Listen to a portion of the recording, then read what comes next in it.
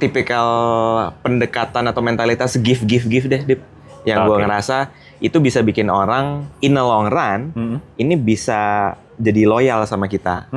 Jadi gue gak expert banget, gue gak yang seni mentok, gue gak yang data mentok, tapi gue jago nih, bisa memadukan dengan lumayan gampang. Gue bisa nih, lu kasih gue topik tertentu, gue langsung bisa tuh kayak, oh untuk ini data angle-nya kita bisa ambilnya ini, kita bisa visual gini, angle kreatifnya gini, angle datanya kita ambil ini. Nah itu yang gue lumayan fleksibel untuk gue bisa mikirnya lumayan cepat lah kayak gitu. Not everyone punya production tools, not everyone punya access to distribution tools.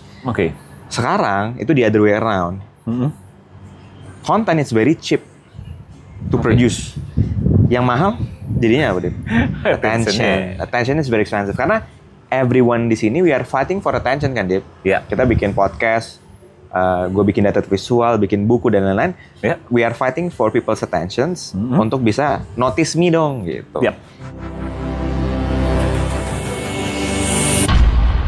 Gizmo Talk Podcast by Gizmology.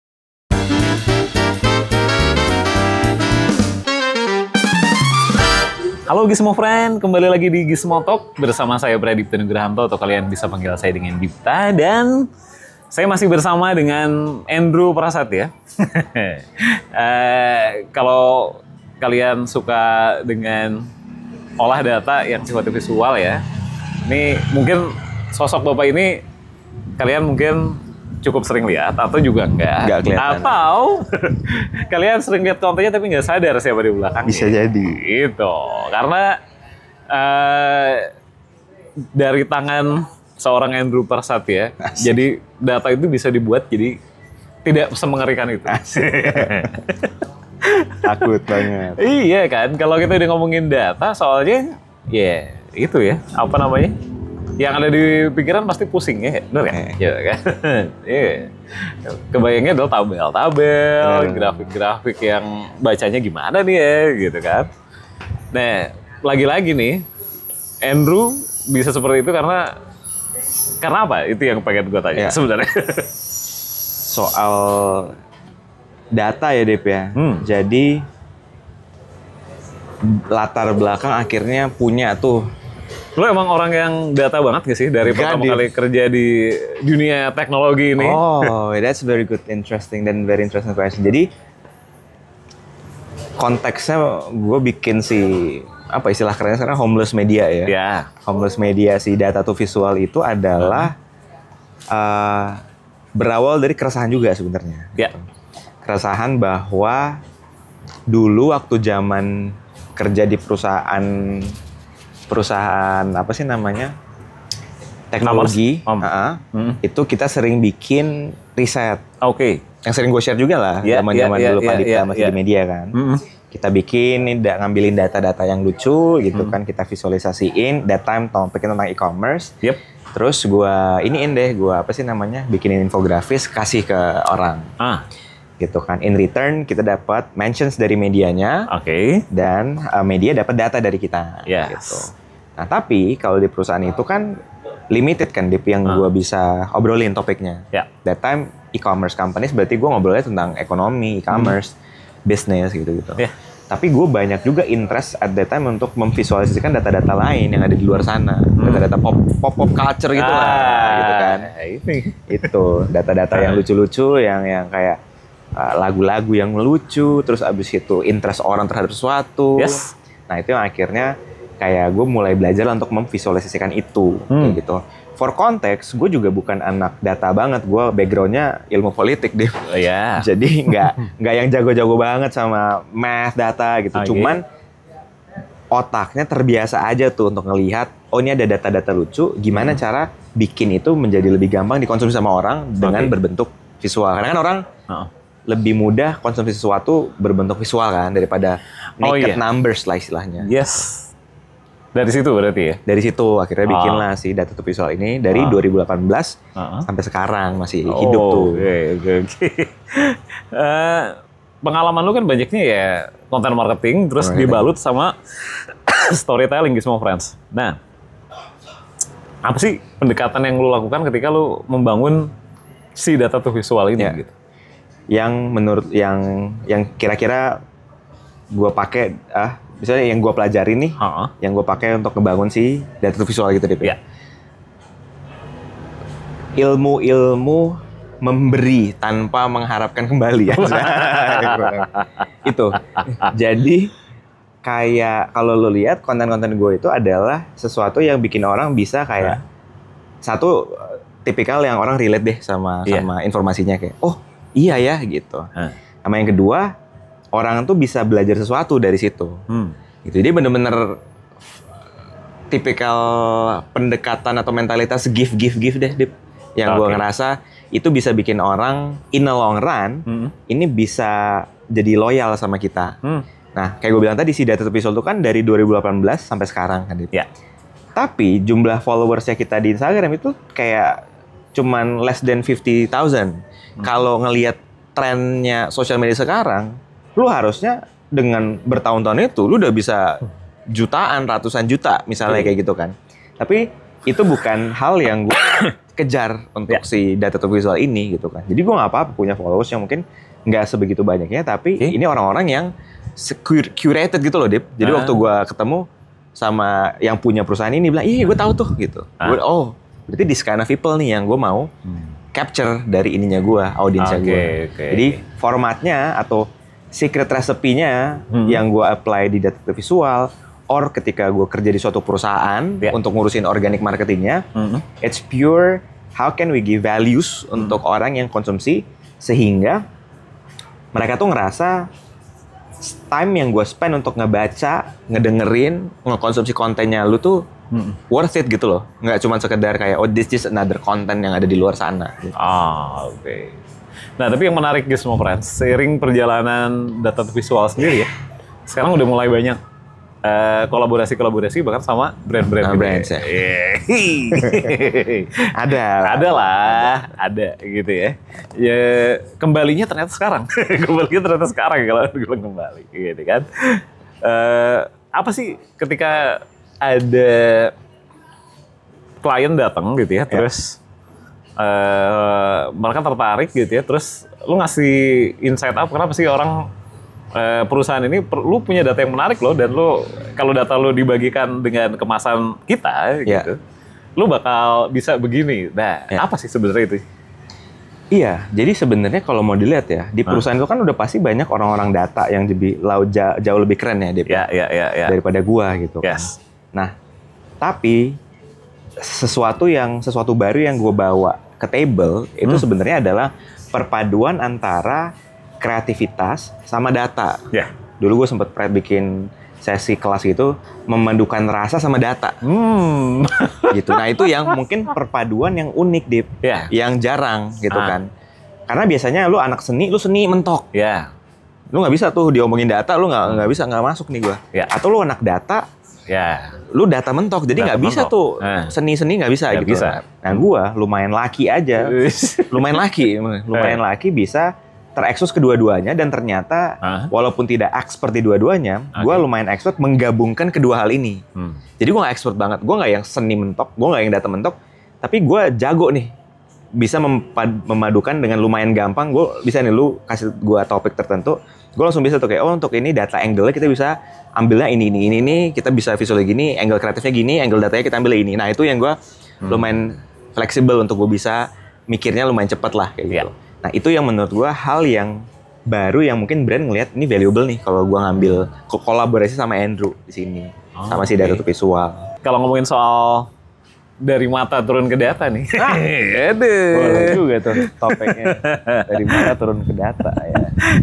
Ini gini ya, kan orang pasti ngelihat dulu baru dia mencerna sesuatu gitu ya. Orang mau beli sesuatu ya lihat packagingnya itu makanya penting banget kan, kemasan visual gitu. Nah sekarang kan eranya udah jelas ya, semua orang punya produk apapun, mau produknya fisik sekalipun, ya peran digital tuh gede gitu deh, nggak bisa dipungkiri ya. Betul. Terus di konteksnya visualisasi data ini kenapa jadi ya terlihat lah ya growth followers, interaction dan lain-lainnya di D2V sendiri kan jauh banget sama awal-awal dulu lo memulai ini gitu kan.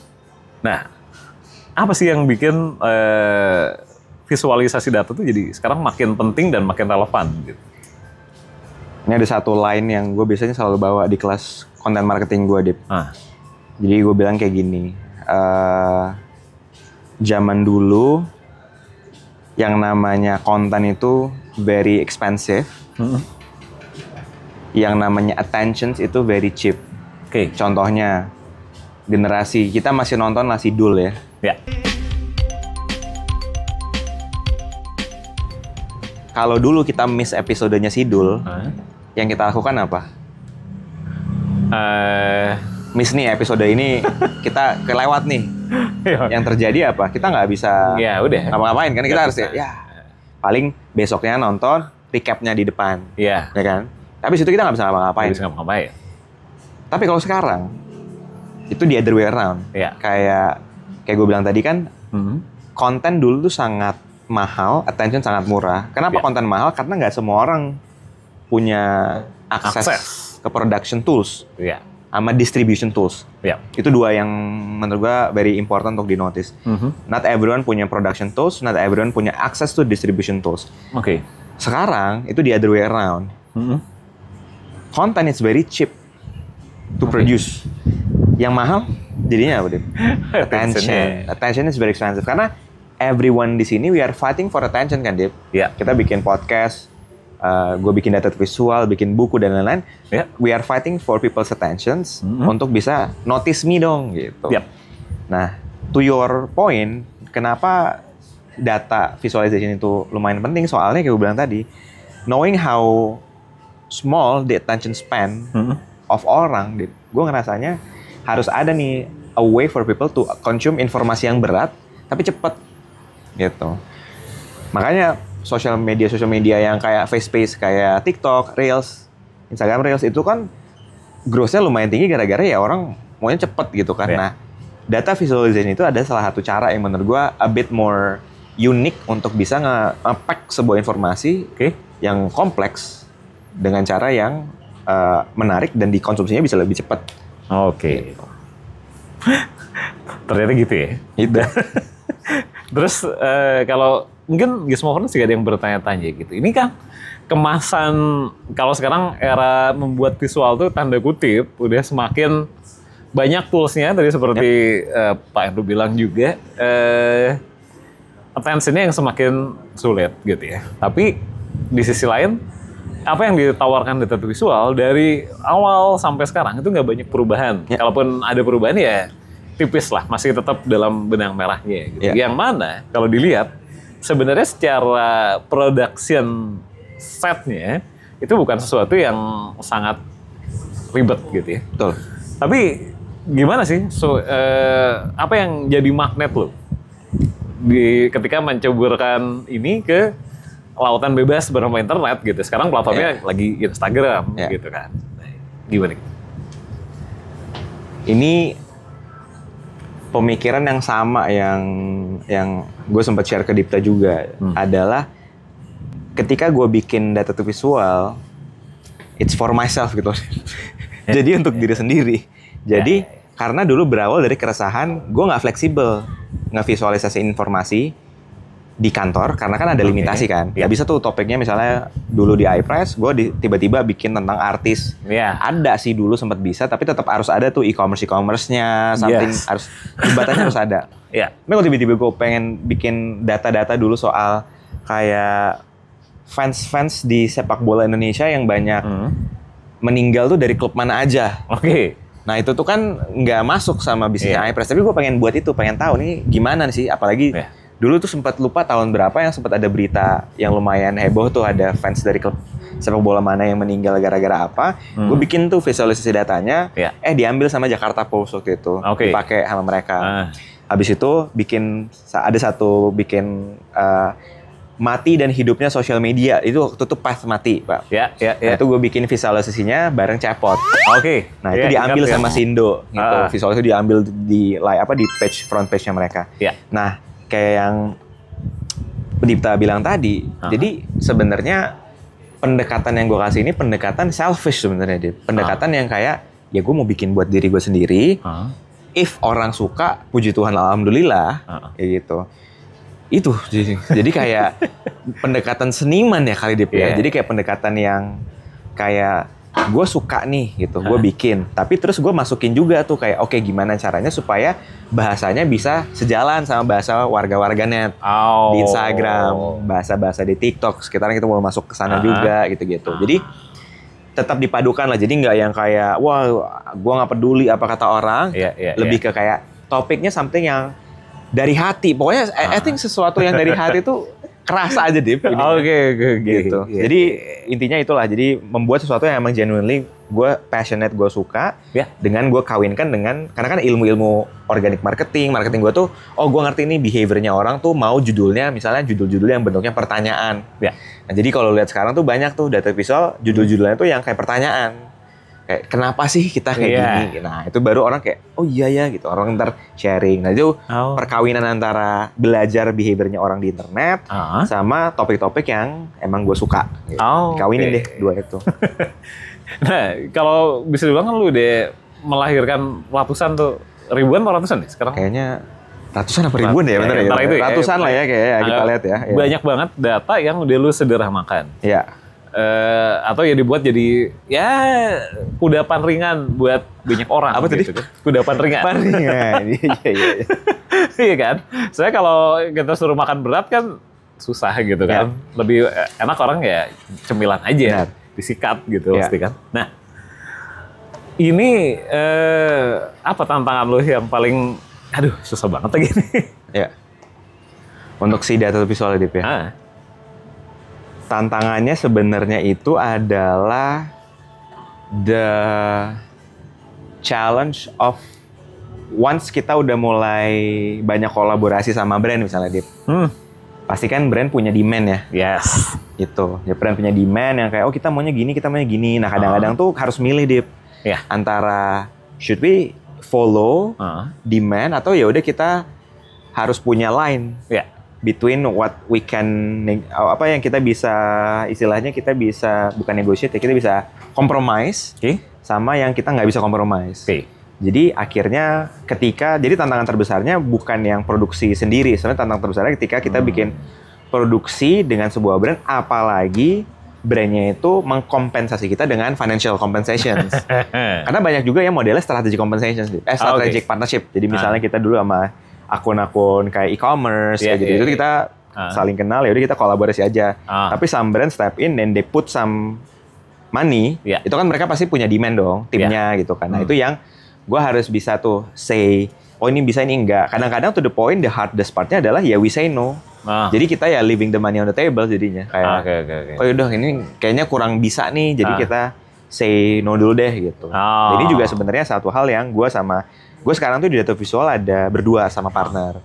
All the production, strategic partnership itu masih gue. Nah partner gue ini fungsinya untuk handle yang kayak kolaborasi yang sifatnya paid lah istilahnya gitu. Nah dia bantuin gue di situ. Jadi kita berdua tuh sama-sama agree. Kayaknya we need to picky juga to our who we serve as a customer. Karena kalau kita picky to our customers, we believe that itu ya for the future makes the work easier aja. Karena kalau semuanya kita terima, ntar kita jadi kayak quote and quote jadinya hilang aja nih ininya kayak loh kenapa tiba-tiba sama ini, kenapa tiba-tiba sama itu, atau kenapa formatnya sekarang jadi kayak gini gara-gara di drive sama brands gitu. Brandsnya nggak salah karena kan mereka punya budget yang mereka invest, ya mereka harus punya kontrol over that. Tinggal kitanya kita mau atau enggak. And we decided kalau yang terlalu susah, we say no gitu. Nah dari segala kesulitan terus sampai akhirnya ada keputusan-keputusan berat kayak gitu, ada nggak sih satu project yang wah ini susah banget bikinnya tapi berhasil banget gitu? Ya, jadi kalau yang kelihatan di data visual sekarang itu kan sebenarnya konten-konten yang kita host di social media kan, Dip? Sebenarnya ada beberapa kolaborasi juga sama brand yang kita tuh kayak white label gitu, Dip. Jadi misalnya sama salah satu e-commerce lah di Indonesia gitu kan. Mereka bilang, ini saya ngeliat pendekatan kalian gini menarik, boleh nggak kita bikin konten bareng? Jadi sebenarnya data visualnya itu hilang. Jadi kayak by data visual tuh kayak nggak ada, cimit lah gitu, kayak di paragraf terakhir of the blognya gitu. Nah, jadi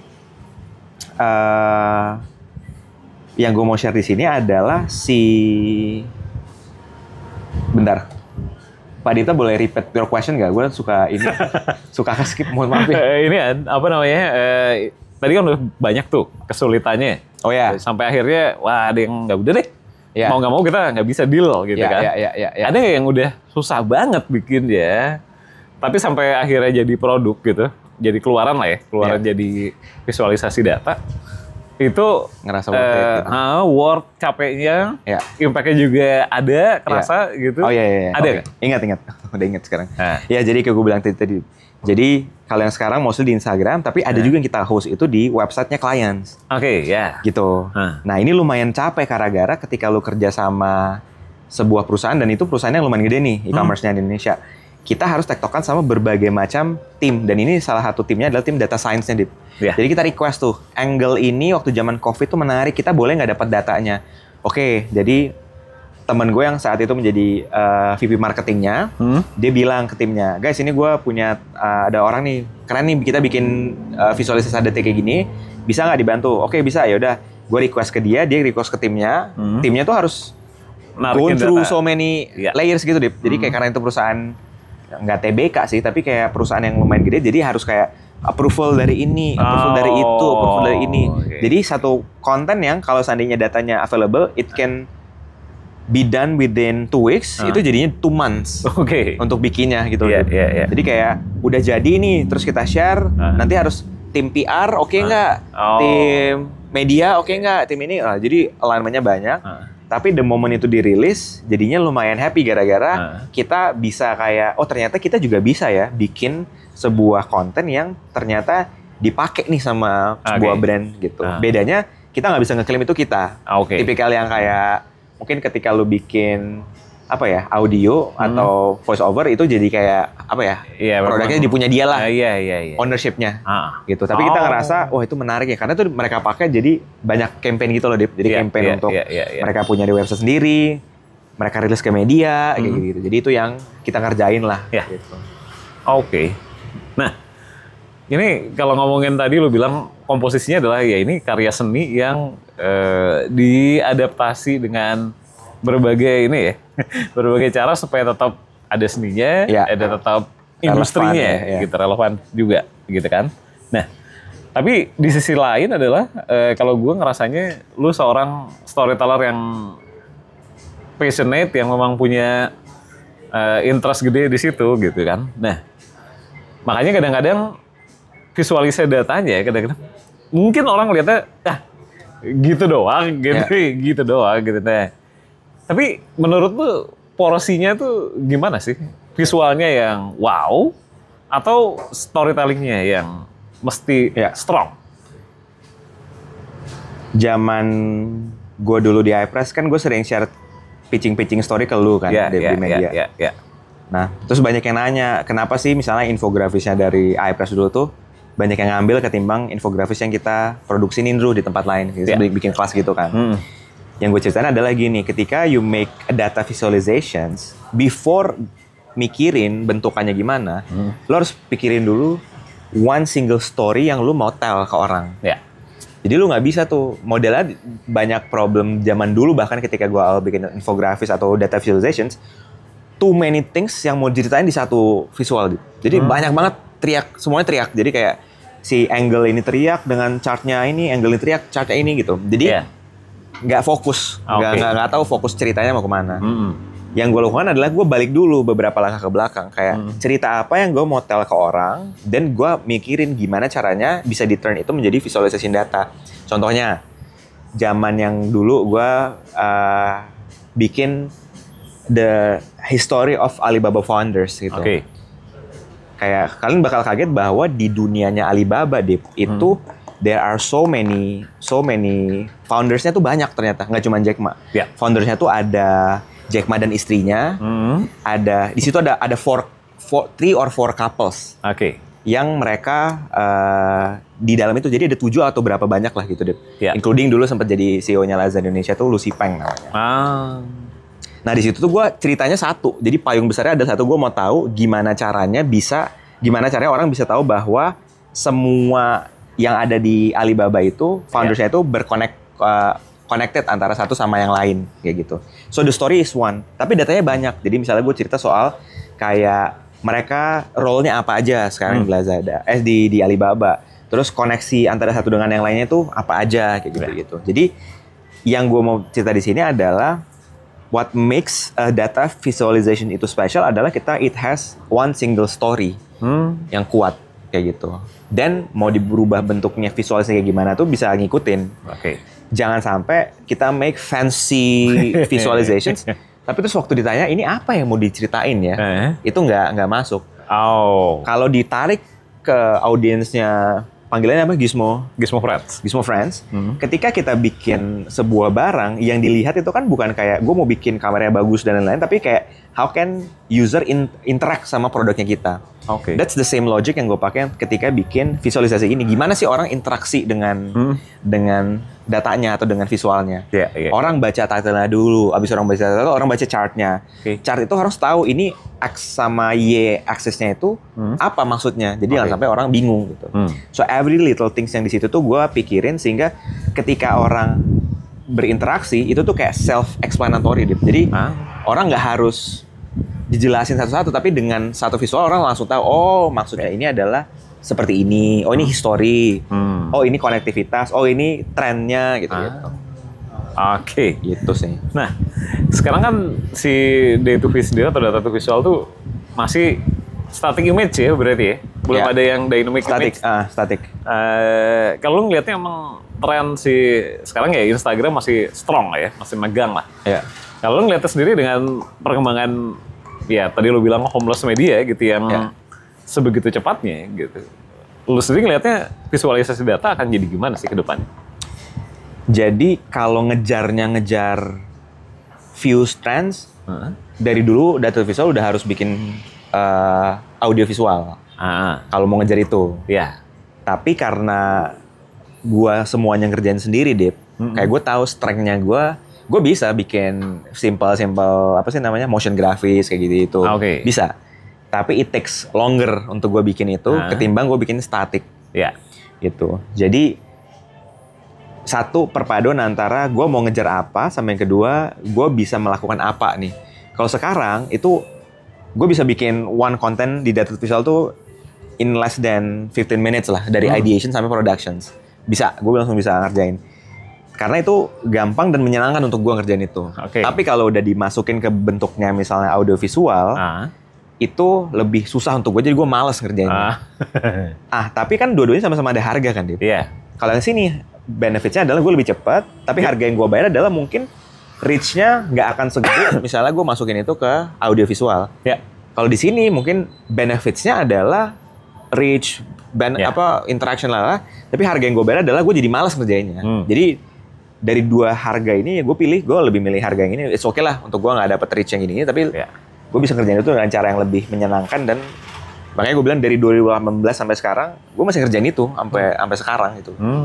Dan waktu itu sempat for the first time kita disponsorin sama tim dari salah satu OTA gitu kan, untuk mereka host kita di tempat. Kayak gue invite lu deh di waktu itu. Tapi lu nggak bisa datang. Yang ada yang kuning biru ya? Ya, itu. Jadi dia bilang kayak, Andrew mau nggak kita undang, kita bikinin acara di tempatnya kita untuk kalian. Terus gue bilang, gue nggak pernah lagi bikin offline event. Tapi dia bilang, nggak apa-apa, tempat kita sponsorin, makanan itu sponsorin, lu cuman bawa diri sama kita, ntar undang aja orang-orang gitu.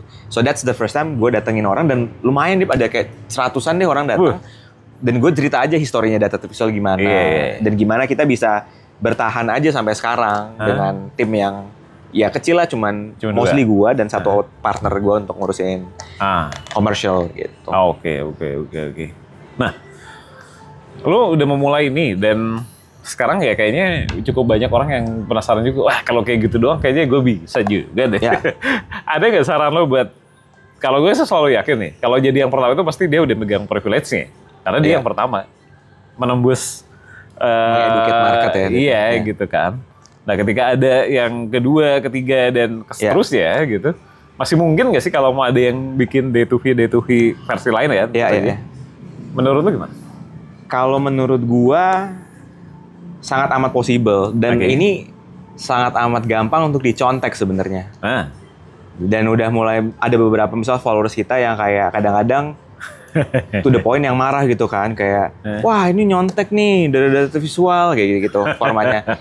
Nah dari si gue ngerasanya term there is nothing new under the sun itu kan emang nyata ya. Gue juga kan data visual juga pasti kan inspired by others. Jadi gue nggak bisa bilang bahwa oh ini the only visualization data yang harus ada gitu. Enggak dong gitu kan. Nah tapi yang gue mau share ke everyone yang mau bikin similar thing adalah make sure it is something yang lu nyaman dan lu mau dan lu suka ngerjainnya.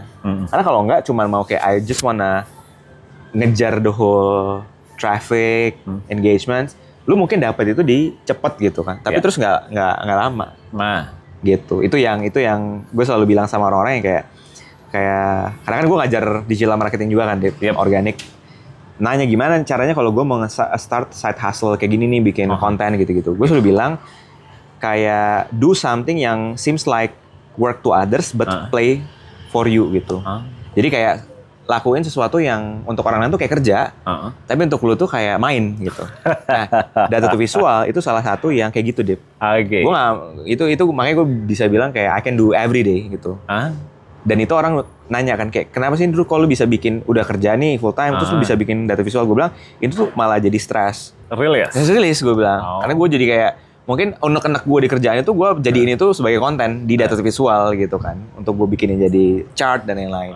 Itu sebagai stress rilisnya gue bilang. Jadi itu jadi quote and quote mainnya gue lah untuk apa sih namanya untuk di tempat gini. Jadi gue bilang sama orang, jadi make sure lu cari sesuatu yang kayak even though lu nggak dibayar, lu nggak apa-apa ngerjain itu gitu.